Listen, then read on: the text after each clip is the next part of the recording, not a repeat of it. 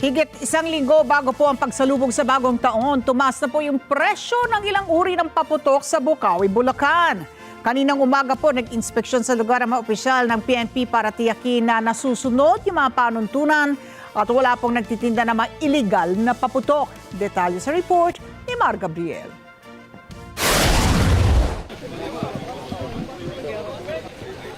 Magkasamang ininspeksyon ni na Acting PNP Chief Lieutenant General Jose Melencio Nartates at Bulacan Governor Daniel Fernando ang mga tindahan ng paputok sa Bukawi, Bulacan.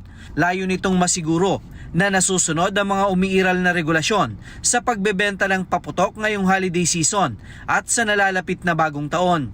Nais ding makatiyak ng mga opisyal na walang iligal na paputok ang ibinebenta sa publiko na kadalasang sanhi ng aksidente. Lahat po ng batas na ito ay sinisiguro natin upang mapanatili po natin ang peace and order as well as public safety. We would like to reduce yung risk of death, risk of loss of property at yung mga ganong insidente. Ang tradisyong ito ay may kaakibat na pananagutan, may pit na pagsunod sa batas. Ang paputok at pailaw ay hindi ipinagbabawal kundi mahigpit na nire-regulate alinsunod sa Executive Order number 28 at Republic Act number 7183. Kasabay nito, inilabas na rin ng otoridad ang listahan ng mga ipinagbabawal na paputok.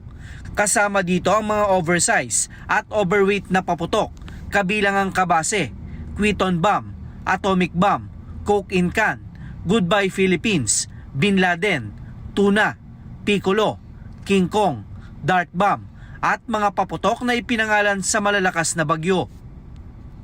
Patuloy ding binabantayan ng otoridad ang mga bagong paputok na ipinangalan sa mga sangkot sa mga anomalyang flood control projects gaya ng Zaldico at Diskaya. Base sa batas, hindi dapat lalagpas sa 0.2 grams o 1/3 teaspoon ang laman na pulbura ng isang paputok, habang ang mitya ay hindi dapat bababa sa 3 segundo at hindi naman lalagpas ng 6 na segundo.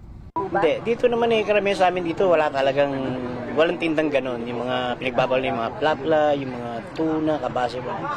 Kasi mula pa nung dati, talagang hindi kami nagtitinda ng mga bawal na yun.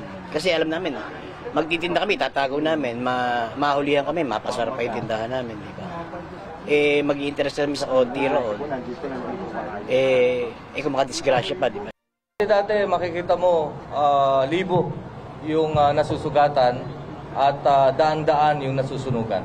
Ngayon, record shows na maliit. And so, through my staff sa Philippine National Police, we have already sent out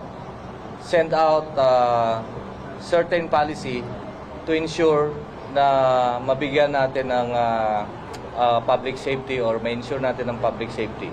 And of course, zero tolerance po tayo, lalong-lalo na sa mga chief of police na who've been remiss in not implementing these rules and regulations and policy that we have already sent out.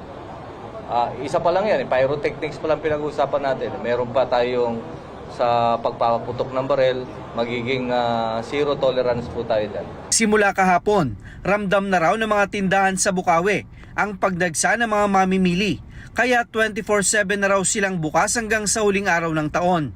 Pero ayon sa mga stall owners, may bahagyang pagtaas sa presyo ng ilang paputok dahil sa mataas na pasa ng mga manufacturer. Gaya na lang ng Quitis na pumalo na ng 9 hanggang 10 pesos ang isa mula sa dating presyo nito na 5 piso kada piraso. Kasi yung tulad nung laging hindi makagawa halos ng dire-diretso dahil madalas na pag-ulan, hindi makatuyo ng mga produkto. Tapos nagmahal ang chemicals, nagmahal lahat ng mga gamit. Yung mga stick lang ng Quitis dating 25 centimos ang isa ngayon nasa 70 centavos ang isa. Stick pa lang yun. Ang presyo naman ng lusis, mabibili mula 15 pesos hanggang 50 pesos per pack. Ang fountain, may 20 pesos hanggang 3,000 pesos, depende sa klase at laki. Ang mga aerial pyrotechnic, may 600 piso hanggang 40,000 pesos, depende sa laki at tagal ng pailaw. Mar Gabriel, para sa Mata ng Agila. Matatag, matapang, matapat.